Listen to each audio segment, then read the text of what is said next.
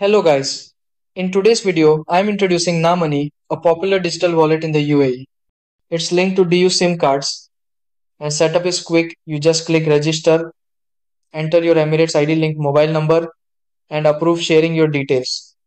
Within 2 minutes, your account is ready. Once active, you'll get a virtual card you can use for online shopping, food delivery, and even with Tabby or other money transfer apps. You can view and manage card details directly in the app. You can top up your wallet through nearby cash machines or by linking a bank card. Transfers to other Namoney users are instant, and you can also send money to countries like India, Pakistan, and Bangladesh with bank transfer or cash pickup options. New users get 3 free deposits per month. After that, a small fee around AED 45 may apply. You can also transfer funds to UAE bank accounts using IBAN.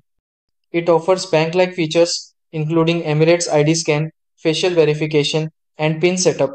A physical card is optional. Your virtual card works everywhere. That's it for now. See you in the next video.